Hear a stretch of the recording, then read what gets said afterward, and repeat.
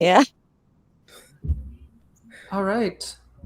So we're gonna get started. Is it the fourth or fifth episode of Wailing and Gnashing? Pretty sure this is fourth. Fourth. Okay. I can't count. That's why I'm an English Fair. person. Yes, I'm Virginia Karnstein. My co-host, as usual, is Forrest. And today we have Lirpa Strike as our guest, who writes at is it Just Just saying. Saying? Yeah, Just Saying. Yeah. Yeah. Um, so we're excited to have her on. And anything else you'd like to add before we get started? Just things people ought to know about you. Um, Gosh, I don't know. It's always kind of funny to like introduce the name of my publication because I just thought of it like on a whim and didn't really give it much thought at all. So I'm Mm. always embarrassed to say just saying. But no, I write about like cultural stuff and a lot of like memoir style things. And then yeah, I don't know. I'm like a big uh, notes user all the time. Mhm. Yep. That's about my only social media these days, though. I do check in on Facebook because, people I know are there. But other than that, Substack is my internet home. Yeah. But yeah. Yeah, I don't know. That's about it. Right now I'm in Minnesota. I just drove. People who follow me on there probably know I go back and forth all the time. Yeah, so I'm happy to be back because it's a perfect season to be in Minnesota right now, even though it's still a little cold, believe it or not. But yeah. Yeah, I think that's it. Yeah, Mhm. cool. And I think the main thing I remember like I'd read a few things from you before, but the first thing I like really have strong memories of is the list. You categorized a bunch of different Oh, Substack yeah. users, and Yes. at the time I had like -7 subscribers, so I was like shocked that I was on there. Shocked and flattered. Um, That was a fun but one. yeah, if we have time, and I didn't alert you to this question, but it would be interesting to hear about your process. Yeah, sure. For But sure. so our usual early episode question is, what have you been reading, listening to, watching lately that stands out? Well, gosh, when you said before that you were going to ask me what I was reading, I'm like, this is going to be embarrassing because nothing good right now.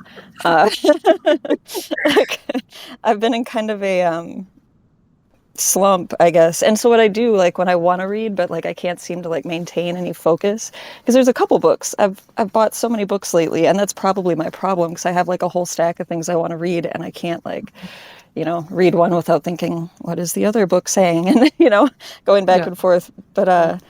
there's this one called like, I think it's either The Problem of Being Good or The Trouble of Being Good. And I can't remember the author's name, but it's based, I believe he's Indian and he was raised in the US and then like went back to India. Anyway, it seemed very interesting, but I couldn't hold on to my attention with it. So what I do in those situations is I like read some like really fast thriller or something like Frida McFadden, for example. I don't know if you are Mhm. familiar, but she writes the ones that you can read in like half a day because they're just very basic, but she has some fun twists. So I've read like two of her books recently. Um, yeah, other than that, I'm like flipping through these yoga books I got. There's like one about Kundalini yoga, which has always been really interesting to me, and then like another one about Tantra, and they're kind of similar. But so that's the reading part. Um, I did see an interesting movie actually last week. There's this old theater in Minneapolis before I went back to Virginia and came back again because I was here like a week ago. But it was called A Hen on the Wind. And it's like this Japanese movie. It was made in, I think, 1948, or that's when it takes place anyway, like just post-war Japan. And it's about this Japanese woman whose husband is still like, I don't know, I think he's a prisoner of war, Mhm. and she needs to like save her son from he's really sick, and so she needs to save her son, and she was going to sell one of her kimonos, and the woman at the kimono shop was like, there's a much easier way to do this, and she's referring to like prostitution basically. And she's like, no, no, no, my husband, I'm married. And they're like, well, he's not here, is he? And she wasn't going to do it, but then she had to pay the hospital all this debt. And so she did. So anyway, it just kind of follows her and what happens after her husband comes back and stuff. It was interesting. It was like, yeah, just kind of like an hour and a half, kind of a short, you know, movie, and I don't know, I enjoyed it. It was really good. I don't see a lot of movies in theaters all that often, so that was a fun kind of random thing. Mhm. Yeah. Yeah, Was it and like new, or was this a rescreening of like a classic? it was a rescreening. That Gotcha. movie in South Minneapolis, that theater, they do a lot of those, like sort of either cult classics or they might just like run one new one if it's super popular, you know. But Mhm. yeah, that was cool. Listening is probably better. I've listened, like Zach Bryan came out with a new album not too long ago, so it's called With Heaven on Top, I think. Anyway, I love that one. I listen to my car. I only have a CD player, like a six disc changer or whatever in it. So Mhm. the entire road trip, my poor mother was like, I'm like, I hope you like Zach Bryan. And she gave me like that polite smile that says, I really don't, but you can pick because it's your car. And so that, and then I've been super into Death by Romy, which is completely Virginia's fault. Yes, yes. Yeah, I'm obsessed. Like I put it on Spotify and then I did the thing like listen to artists that are similar, and so I don't remember a lot of the artists, but I save them into my I make yearly playlists, you know. I saved it into my 2026 playlist, and so yeah, you're totally responsible for my new favorite band. Yeah, I mean, she has so I think like I tend to like music that really feels like it fills my ears, you know? Yeah. Mhm. And nobody else does that like her, at least in the sort of pop. I wouldn't really call her pop, but like Yeah. sort of emo popish adjacent. Uh, Hmm. yeah, I'm glad that I got one person to listen to at least one person. Um, Yes, I'm a big fan. It sounds like it should be like at a goth club or something, which to be fair, I've never really been to a goth club, but that's what it sounds like to me, which it makes me want does. to go to one. Yeah. And Daniel says, hopefully, being on that list post didn't double my subscriber count, which is a good joke because I said -7, so that would be what, -14. Fortunately, never that low, I don't think. Right. Yeah, cool. So, lots of good media, and Mhm. we had especially wanted to talk. You wrote a post recently called Botox Face, Oh yeah, yeah. which I wrote that mostly from the hotel bed the other night. It was great. did you write it on your phone? Do you ever write Ye- posts on your phone? Yeah, Awesome. almost all of my posts happen at least partially in a phone. I like to do it on the desktop more, but like I'll take a bath and like read and edit from my phone in the bathtub. So like that that happens a lot. Yeah. But Mhm. it's mostly the most private place in my house, and that's why, because I'll be at my desk and my husband will just come over and stand over my shoulder to show me things, and I'm like, get away! I need to finish this, you know. So I take baths to finish. But Mhm. yeah, yeah, we could totally talk about that. That one. I think I went back to it because I'd started a little bit of a draft and I just Mhm. kind of abandoned it. And then someone, I think it was Rebecca Wolf, I think that's her name. I linked to her piece in mine. Mhm. But anyway, I read something that she wrote about it, and I thought I want to finish this because I don't know. Um, I didn't. I agreed somewhat with her take, but it was one of those takes that was just like kind of a little snarkier and angrier. So naturally, I got defensive and had to write a rebuttal of sorts. So yeah, So it goes. Yeah. yeah, I do find that people will write something, whether it's on Substack or like in conventional media, or like they'll write something more extreme, and people yeah. have to then go in and nuance, you know? Mm. I almost think of it as like nuance bait, where it's like they know that people are going to want to nuance the take, Yes. uh, or defend or what have you. So you started out with an interesting. I'm not well. Let's see. Yes, starting out with the anecdote about Megan was very Yeah. interesting. I'm going to read some of that out loud if you don't mind hearing your own writing aloud. Yeah. Sure. Okay, so Megan is definitely one of those MedSpa employees who looks like a MedSpa employee. She's got an impossibly smooth face and expertly applied makeup, perfectly plump lips, and professionally maintained hair color and style. She looks good for her age, which is unfortunately still obviously her late 40s. It's not unfortunate that she looks her age. It's unfortunate that so many women who get or want these procedures don't realize that they don't actually make you look all that much younger. They either make you look refreshed and good for your age, or they make you look lifeless, confusingly lumpy, and grotesque, and so on.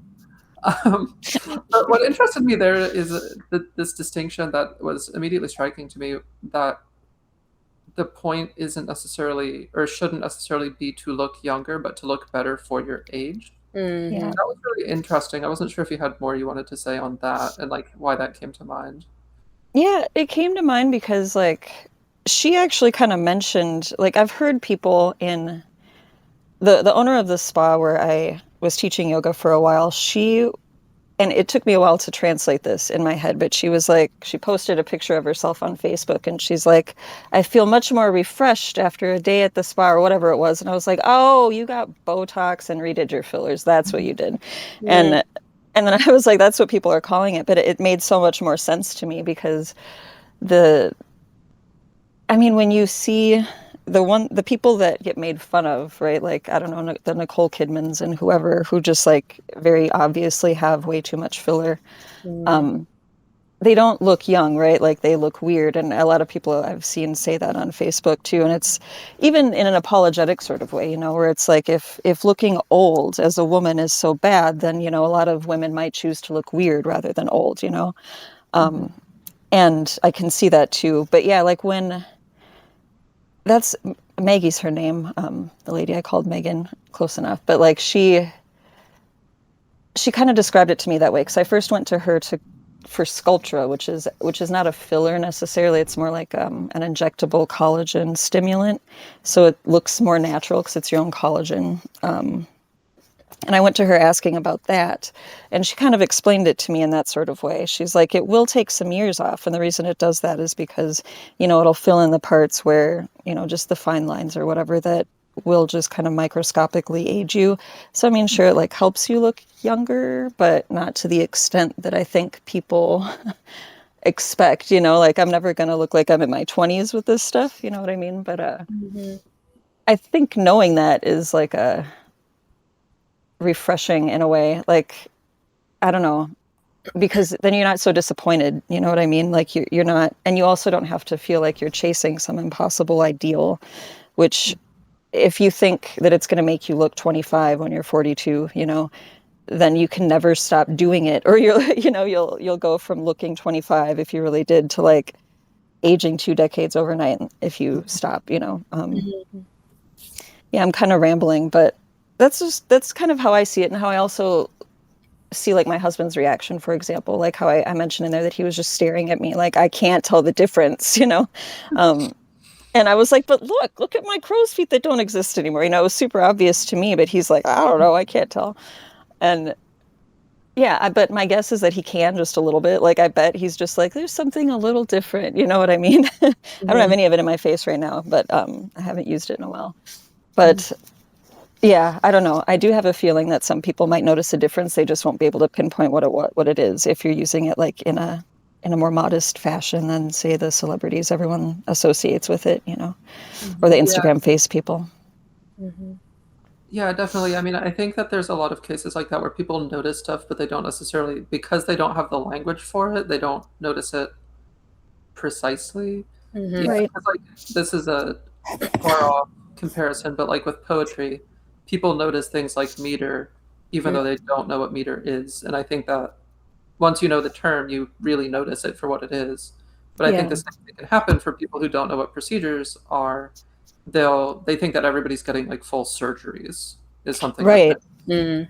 Totally. Um, Or yeah, like Meg Gold had commented on one of my posts about it that, a lot of people who don't use these things or who don't have that language, they kind of just flatten everything into Botox. Like they think, Mhm.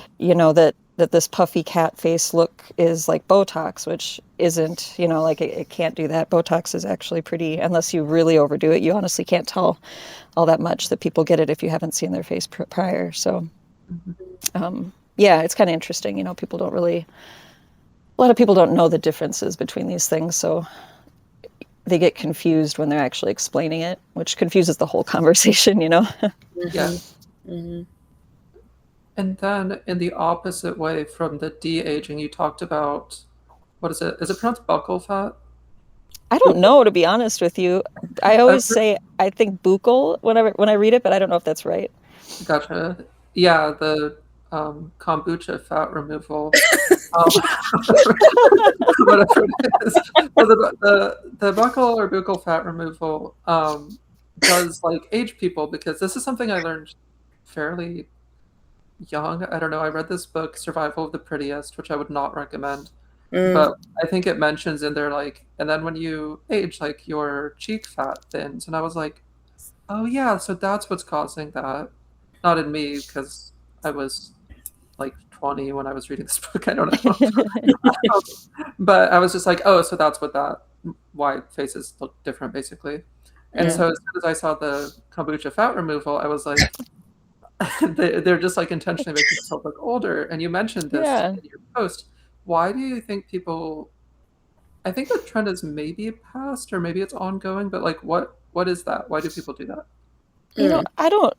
My best guess, because I have been like perplexed, and I had only just heard of this somewhat recently myself. I was probably late learning about it anyway, but I mean, my only guess is that it's like that idea that, women want to allegedly like look more like models, whereas, men like women with, the more fresh-faced, baby face kind of thing. So, I mean, my best guess is that it's just one of those things. Like they see like Instagram models or, other, like in the celebrity, like I think about Miley Cyrus a lot because she clearly did it. I mean, maybe they're seeing like the supermodels around them and saying, I want to look like that. They're not thinking about how it will age them. Not that I think that that should be like their primary concern. It's just that I feel like in 20 years, they're going to be like, what have I done? I did this to myself, early. But yeah, maybe that's the whole female gaze thing, right? Is that even the right way to use that? Like, it's just what more women find attractive. Like, I could personally say, like, I posted something on Notes ages ago. I just found it recently, but it was that picture of like Daenerys and I never actually watched Game of Thrones, but her and the other one. And I said, who's prettier? And everyone picked, most men picked like the younger one. I think that's Daenerys. Anyway, I thought the other lady was prettier. I like that look myself, like the angular model face look. So I totally understand that, like, women like that, whereas men apparently like the more baby-faced appearance. So that's my guess. I think that's why. But like, how do you even reverse that? I feel like that's the craziest kind of thing to do to your face when you're young. But what do I know? It's it's kind of weird. Yeah, I was wondering about that too. Like, is it reversible? Like, is there buccal fat put in a bowl? Like, right? Can you save it for later? Yeah. Can't put it on ice, like in your freezer. Oh my Lord. Yeah, freeze it and then 20 years later get it put back. I don't know. Yeah. Isn't there some sort of like procedure you can do though? Like, doesn't Kim Kardashian get something to make her butt bigger? Like, there's got to be some way to like put something somewhere to beef things up a bit. Yeah, she got like the Brazilian butt lift or whatever. I think you got to take fat from other parts of your body to do that, or else you get it from somewhere else. I don't really know. But you'd think, and I mean, I guess when you think about it, that's just what filler really is. There's just not really a permanent way to do it. Like that Sculptra thing that I was talking about before, that's a more long-lasting one. Like it'll last up to 2 years.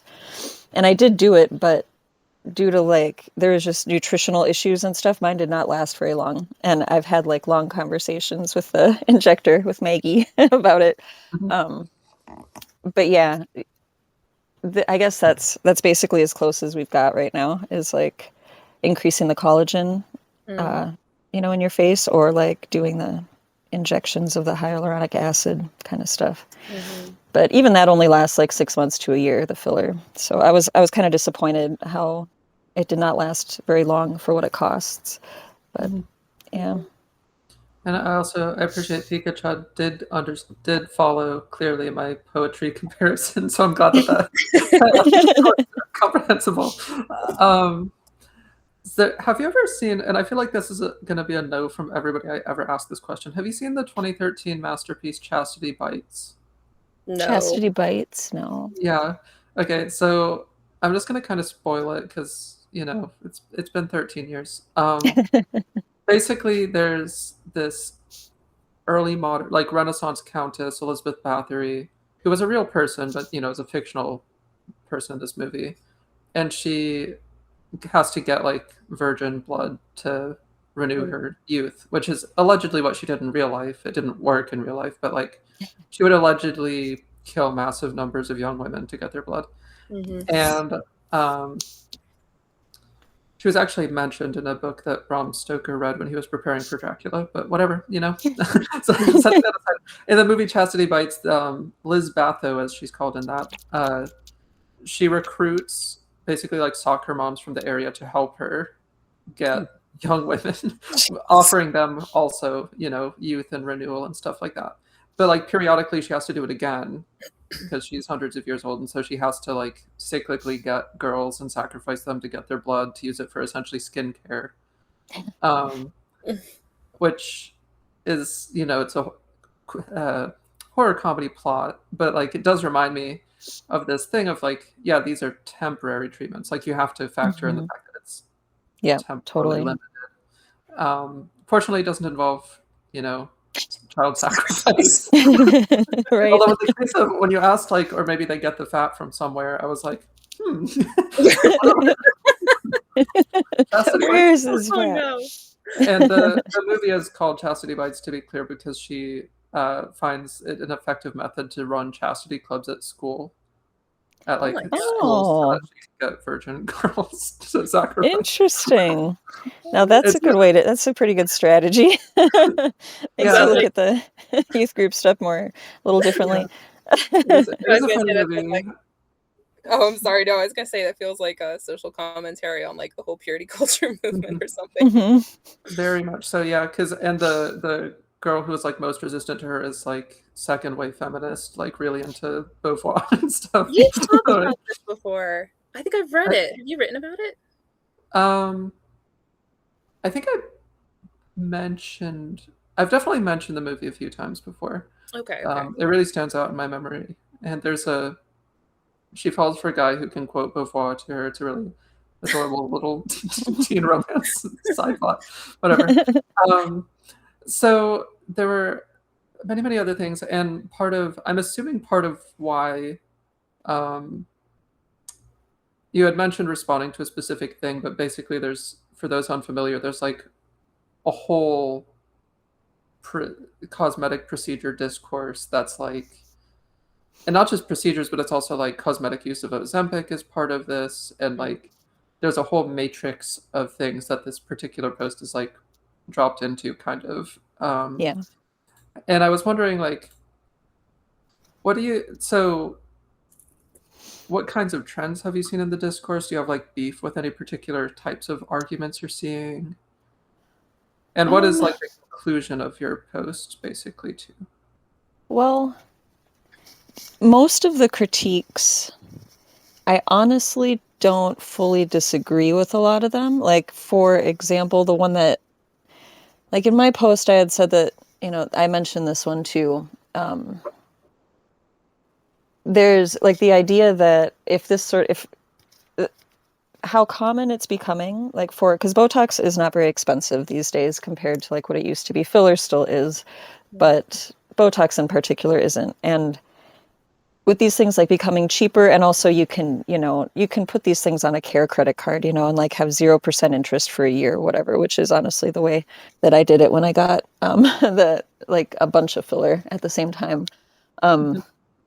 And so, I mean, yeah, it's like way more accessible to everybody at this point. And because it's so accessible, people are worried that, you know, young girls are not going to have any frame of reference for what like an actual like 35 or 45 or however old your old woman's face actually looks like.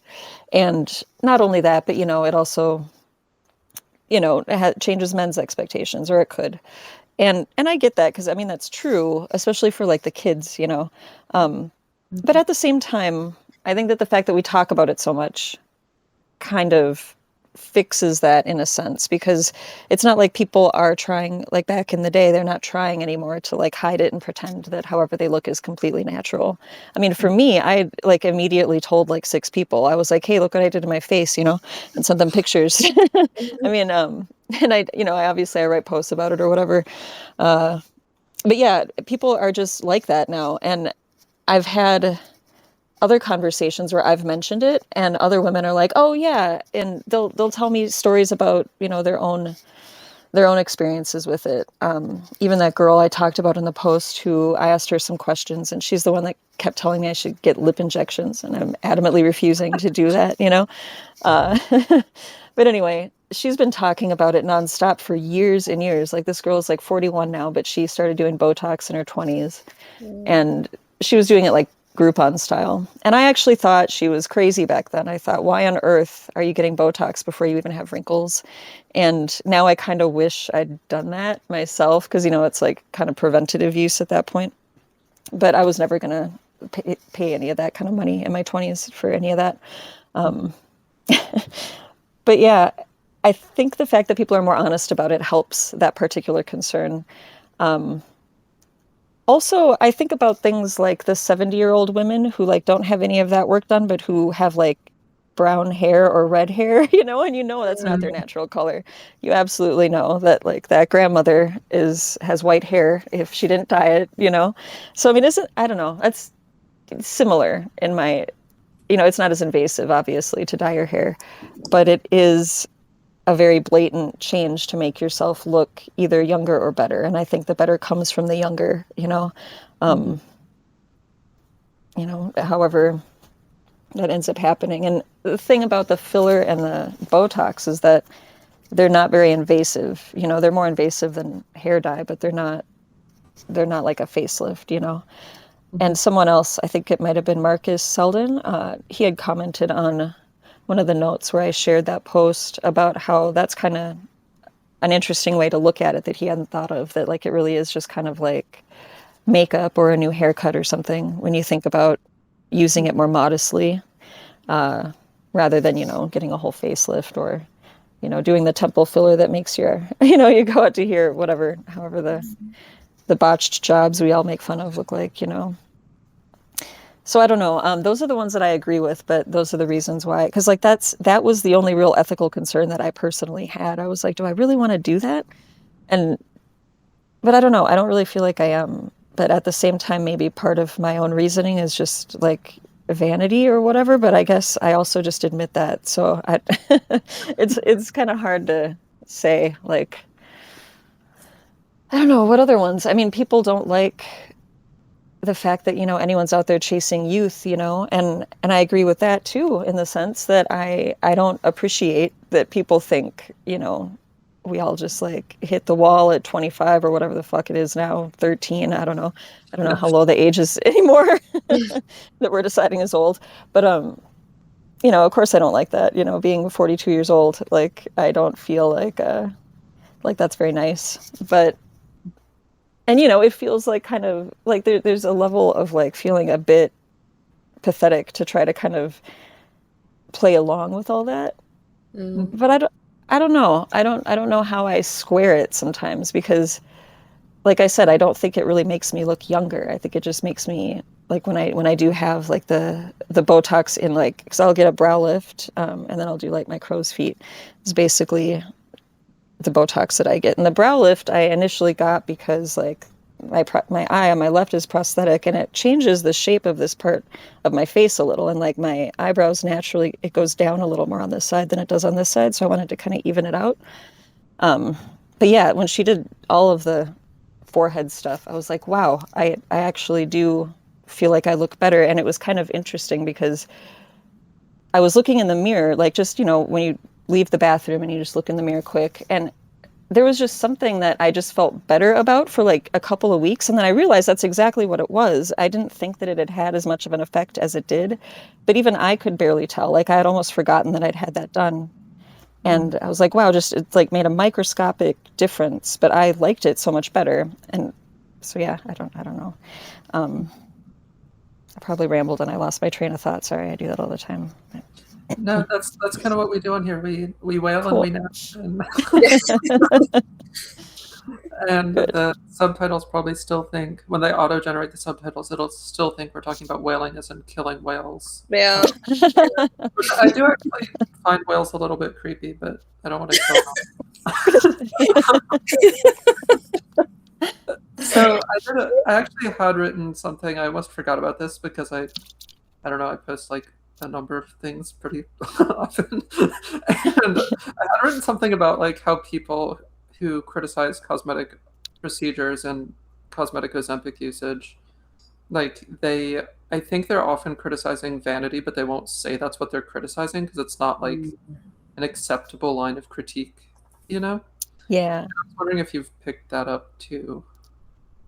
Um, I like that theory. I wonder, I have heard people criticize vanity a little bit, but it is always kind of dressed up in like either a like you're being unhealthy and we're really concerned for your health kind of thing, which, I don't really buy, or it's dressed up in like a feminist critique about, don't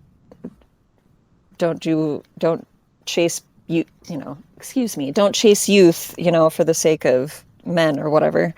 And I mean, the health thing, I don't really think, like, unless you're actually, I don't, the like vanity use of Ozempic, I'm not so sure, but I know a lot of people who are on it, but they all needed it, for, like, none of them are using it for, only to lose weight. Like, they were all diabetic or had other, concerns.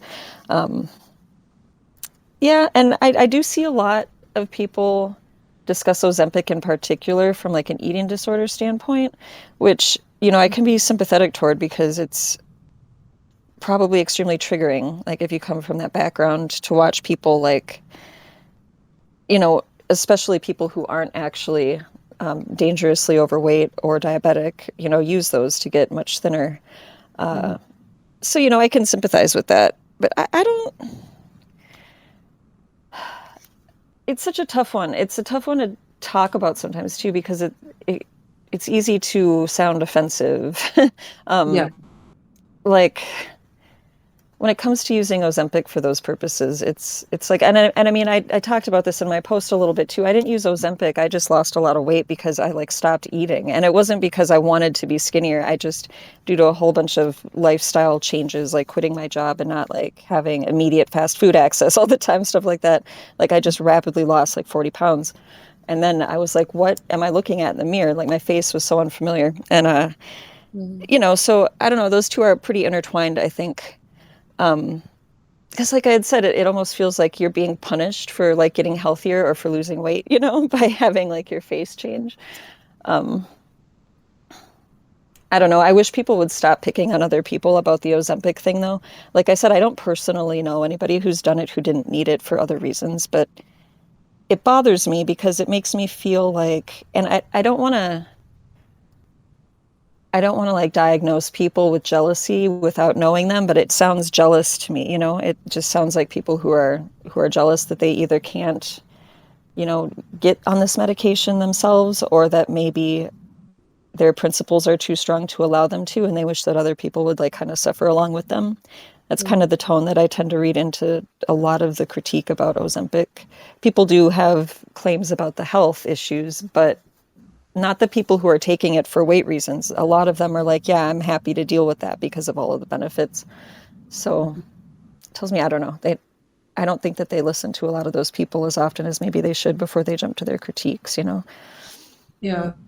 And like I've been, full disclosure, I have been pretty critical of it from a mostly religious angle. But it doesn't have to I'm be super curious about the religious angle if you want to get into that just a little bit, because what is that exactly? So, well, there was the whole the Wegovy of it all article dropped. I don't know if you read that. Oh, I didn't, but is that the one where she finds out that her roommate is on it and stops being her friend? I think there's two different ones, but it is that she finds out that her friend is on it and stops being friends with. There was one that I didn't read that was like my roommate got on Ozempic and it like destroyed everybody's lives or something. I've not read that. I've heard that it's wild. But yeah, the one where she says it's the Wegovy of it all is the one where she finds it in her friend's fridge by accident. And I defended that post, not because I think the friend is awful. Honestly, I heard that other people defended it too. I think they mentioned on Feminine Chaos it sounded like other people did, but I was the only person in my realm of the algorithm who defended it, and it was just that like I'm in eating disorder recovery, so I get the strong reaction was basically like the writer's in eating disorder recovery, so that's why she has that strong reaction. And then I can understand that, like setting aside ethics and all that stuff, just as an emotional piece, like I get that. Yeah.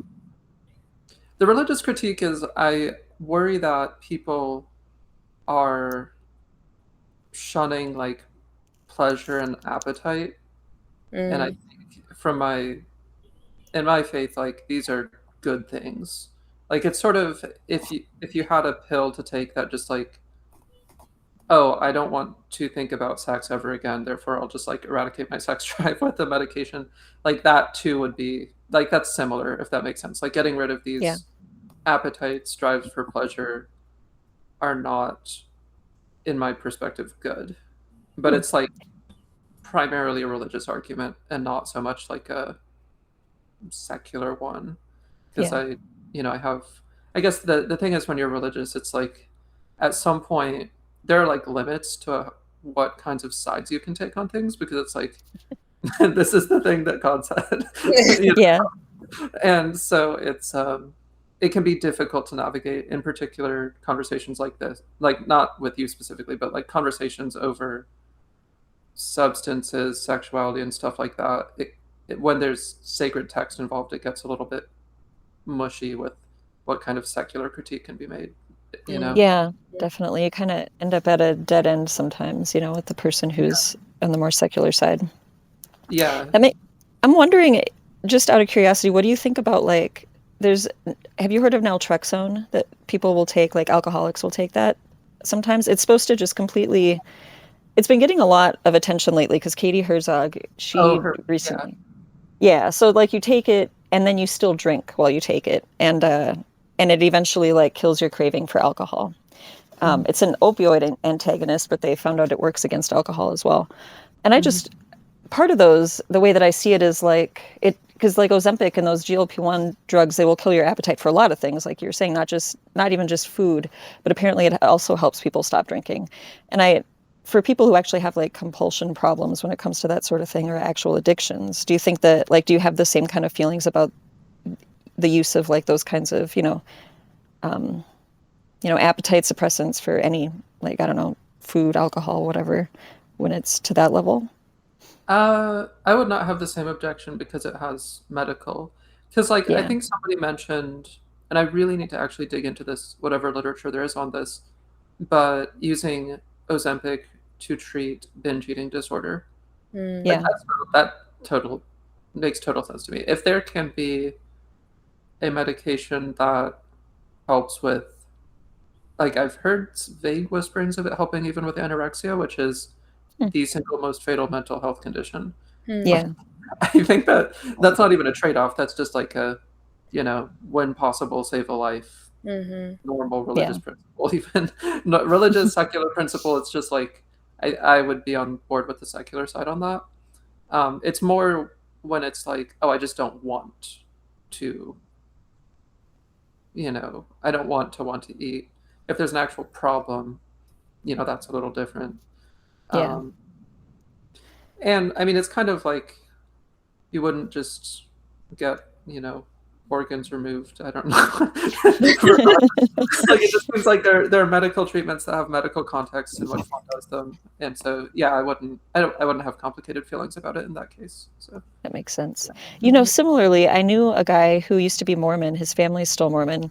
And he was talking about how they all went on a hiking trip and his parents started drinking Red Bull. And I was like, wait a minute, you can't drink that. And he's like, no, when they actually use caffeine, but only medicinally. And I have never in my life heard a Mormon say that. But they're just like, yeah, if they feel extremely tired, they'll have enough to wake them up. Like, they just don't drink it for fun, So I don't know. That's very interesting to me. Yeah. I wonder how many other Mormon people do that. Yeah, that does make me curious, because I know, like, they don't drink coffee, but they do drink some caffeine. Like, I don't know the rules on that. Yeah, I think it's like hot beverages too, which I just learned is like you're just not supposed to drink hot beverages. So even like hot herbal tea, you're not supposed to drink as a Mormon. Yeah, I thought it was only caffeine, but it's not. It's Yeah. I got into a real kick watching like Big Love, and then I went and like researched all these like the fundamentalist, LDS church stuff. I got into a big rabbit hole about that. So it was interesting. Yeah. Anyway. So Forrest, what I've asked so many questions. What questions do you have about that? No, I was just following the conversation and actually enjoying it because there's a lot of angles that I don't think I would have even considered to bring into the conversation, like the question of medicinal context or, the whole issue of vanity or, eating disorders, and on both angles, like anorexia and how could that be beneficial. I feel like I've just been learning this whole time and enjoying the experience. You guys are fantastic at speaking on this. So, yeah. So if you want me to come up with a question, I will absolutely come up with one. But if you have more, go for it. I was actually curious about, because you emerged from a really conservative religious background, and I was wondering, like, are you still connected enough to that world to know what they have to say about like plastic surgery or other cosmetic procedures, Ozempic? Right.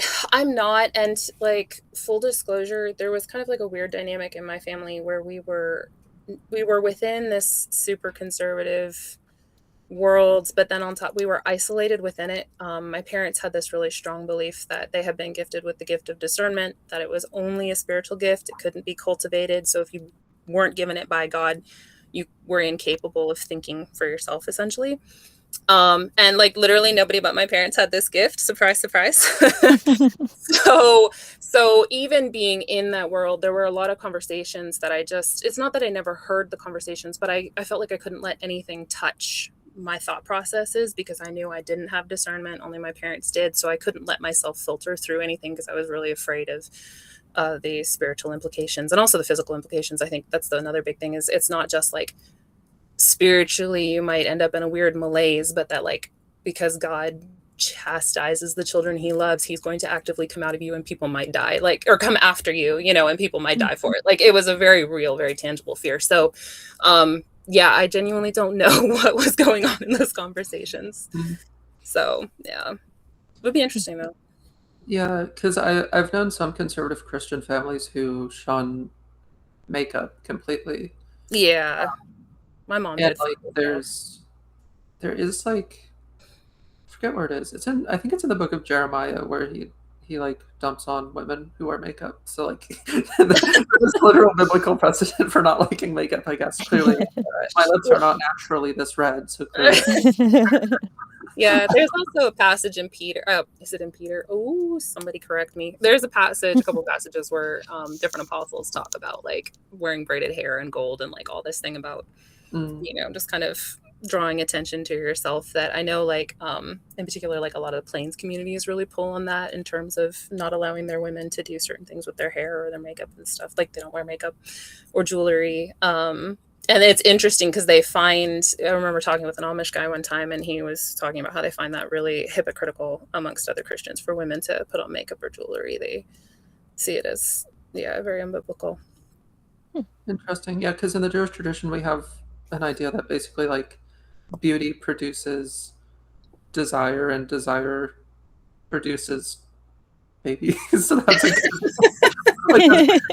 is a thing about like there's a whole midrash on like mirrors basically, and like it's a little bit of vanity is a healthy stimulant, I suppose. Is the point there. Healthy stimulant, I like that. Yeah. So I will probably, this is a bold statement coming from somebody in her 20s.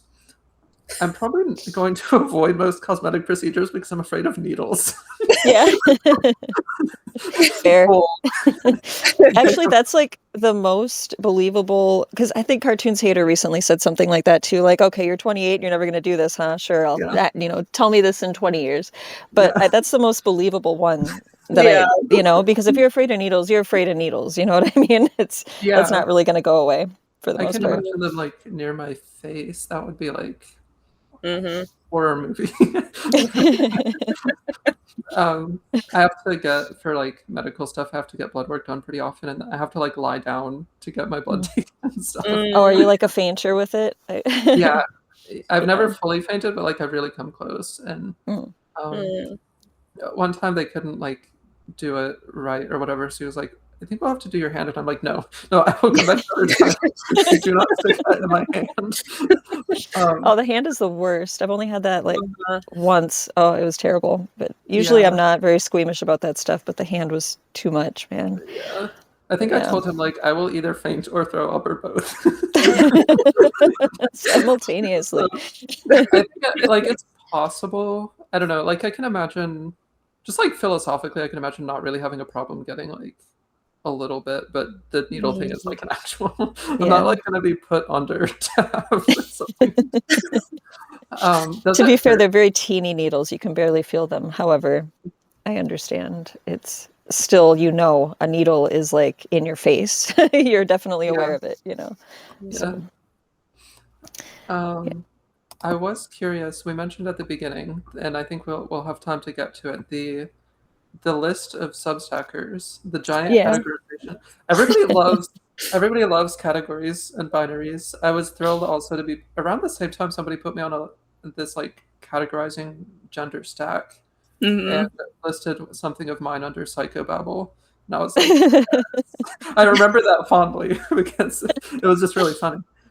We get along fine. It was not a strong insult, obviously, but so what were the general, if you can recall, what were the general categories that you divided newsletterers into? Oh, they were also goofy. Like, well, some of them are really goofy, some of them are serious, but let me see. There was like, there was. Oh yeah, sure. Because I don't have my computer, and if I fuck with this thing, it'll mess with the live. But I remember there was one where. Oh, the thing that started it all. I called it Big Dad energy. Yes, I remember that. Yeah. And without even, I swear to God, I wasn't even like thinking like, BDEs, like big dick energy or whatever. But like I had heard like the big blank energy as a meme so many times that like it didn't even register when I wrote it. Like, and I was like, oh God, this is gonna look bad when it's really supposed to be sweet and innocent. But so I put a little footnote about it. But yeah, that's the one, because there was like this group of dudes on Substack that I was like, God, you guys are so similar. And this was like, that was the thing that I realized was like the root of their similarities, is that the way that they talked about their family life and their children and stuff like that, they were all very similar politically, like kind of, moderate. They had like Stan Marsh vibes, just like, okay, everyone's freaking out. Let me just tell you the, normal way to think about this, and everyone can calm down, like addressing City Hall or whatever, or the town square. So yeah, that's like what started it all. And then I just started that little like handwritten graph thing, because I'd always think about this stuff like randomly. I'm like, these people are very similar for reasons that don't make any sense to anybody else, what they do to me. And so I'd write them down, as they came to me over the course of a couple months or whatever it was. But yeah, some of them are weirder than others. Yeah. Well, I remember when you posted the initial like note with the handwritten list, and everybody was like freaking out because they were like, why am I together with this person or whatever? Yeah. Okay, so we have the first category is Big Dad energy. Women I must be synced up with because I always devour their essays when I'm ovulating. Yeah. Guys who I feel like could be bros IRL. Yeah.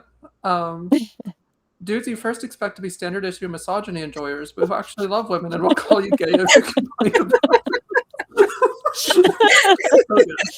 Everybody, okay, that one is funny because most guys in there really appreciated being in there, except they all objected to being in there with Walt Bismarck. They're like, why did we have to be here with Walt? And I thought that was funny. But Walt would probably get a kick out of that, so that's all right. A polarizing figure. He is a polarizing figure indeed. Although it's interesting to think of like him being ex-alt-right and me being ex-alt-light. Yeah. There are some parallels regardless. Okay, so next up, guys who just showed up one day and started being funny right off the bat. I feel like that would include Russell Sprout at this point. The cool girls of Substack. I can't believe I have to explain this to you idiots again. Energy.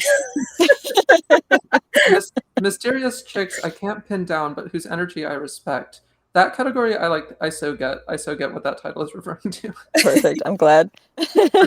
Producers of instant classics, elite pattern noticers, which I'm in that category with Walt. Interesting. Okay, this one too. People I suspect are hot but can't tell for sure because I've never seen their faces. I got 2 DMs with pictures. Did after you? that one. Yes. Yeah, I was Who thinking knew? like even I haven't seen Eurydice's face. I don't think. I haven't either. Yeah. So there's I was thinking about this earlier with somebody in particular I won't name because I literally just forgot who it was. But it's something I think about pretty often. Let's see. Wisdom droppers. Women with whom I share random but eerily similar childhood energy. Bipolar gang. And women who are also weird enough to lurk red pill forums in their teens and early 20s.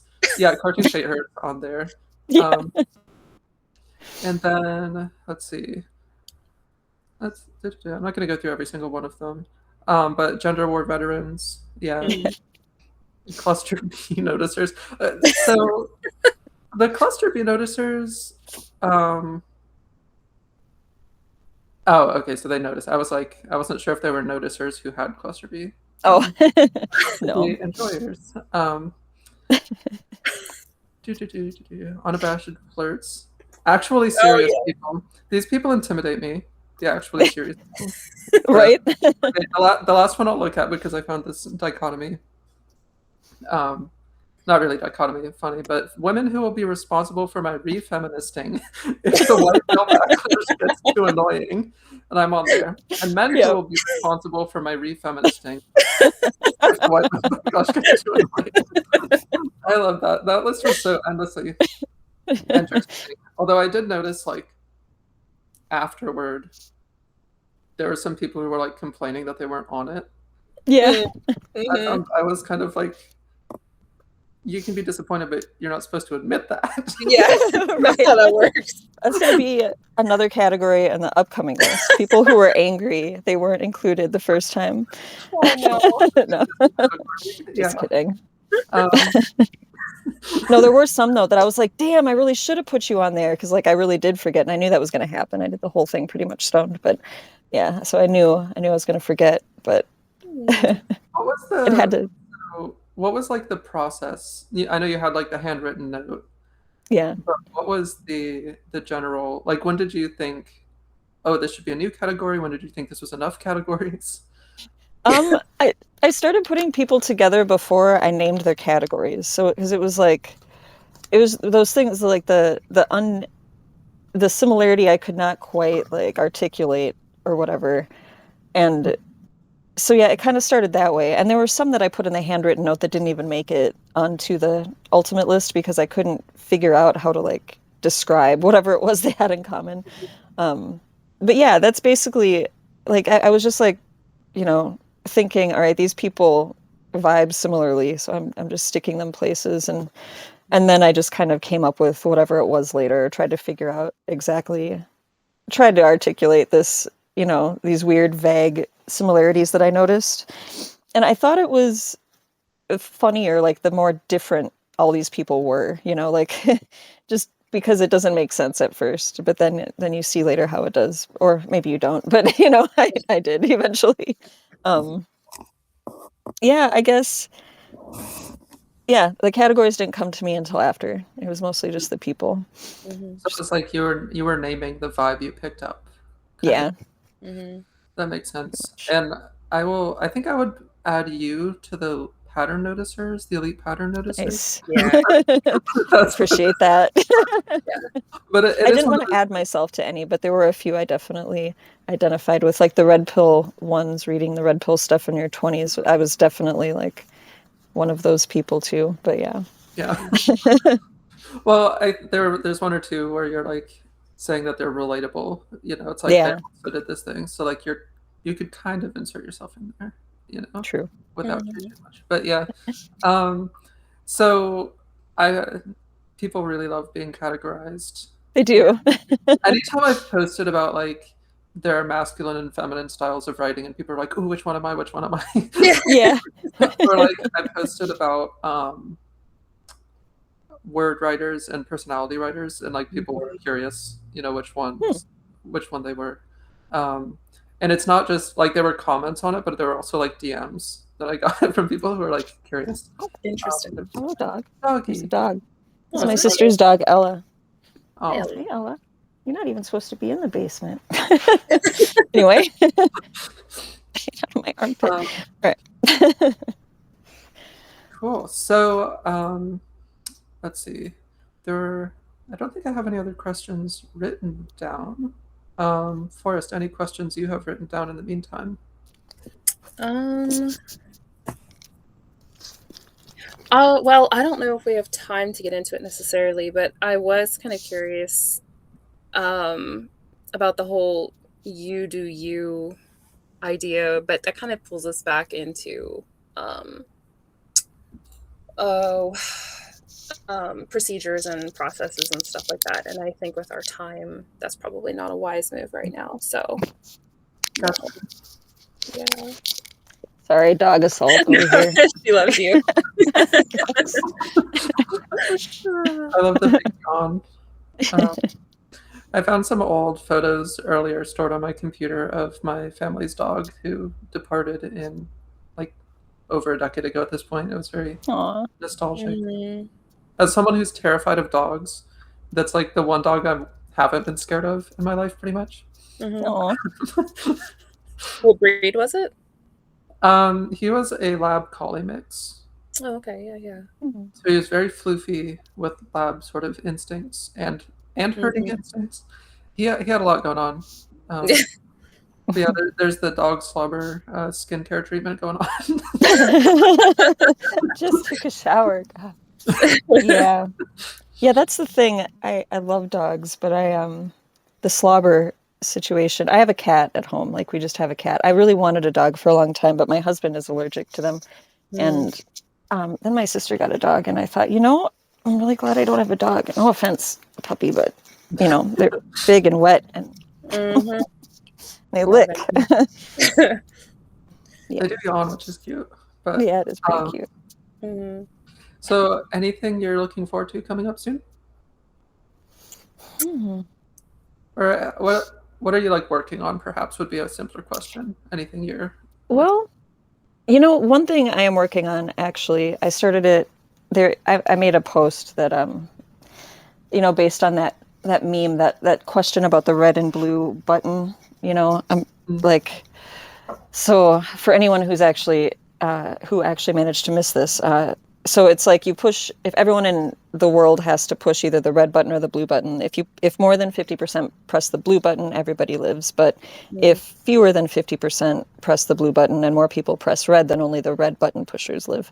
And so, there's a big debate about it. People want to pick blue because it's the more altruistic thing to do. You guarantee everyone lives, assuming, of course, that you can convince the majority to do it. Other people, like I was on Team Red because, I don't know, I don't trust Americans, right? Like, I mean, maybe it said country or something. I thought maybe if I lived in a higher trust place, I would pick blue. But that was my argument, because if we could convince everyone to pick red, then everyone lives. We don't have to worry. But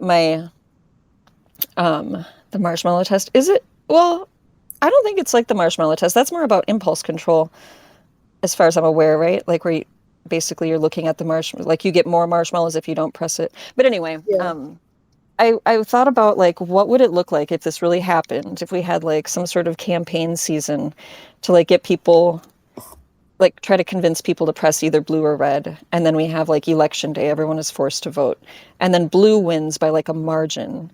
Like what would Team Blue, and let's pretend that these don't have political party affiliations, but let's pretend Team Blue, won by a margin. How would the future look when they because they'll have actual reason to say we saved the world? Like how much of a savior complex will they get out of it? What will they do to the red voters? And I've never really written anything like that. Usually it's cultural stuff or anyway, this is obviously like a fictional thing, but I started writing that and I'd like to finish that sometime soon, like just sort of a peek into this like I don't know what you would call that. It's not necessarily, it doesn't feel dystopian, but whatever it is, speculative fiction or something. Mhm. But it's kind of a short story about like what would it look like if Team Blue actually won, and what would they do to Team Red. Yeah. Yeah, and then I was trying to write. It was something that inspired me from a post I just read from Cartoons Hater. I think it was one of her older ones actually that I had missed, but she linked to it. It was like one of her posts about like how she became less annoying, like over time, or taught herself like social, how to read social cues and stuff.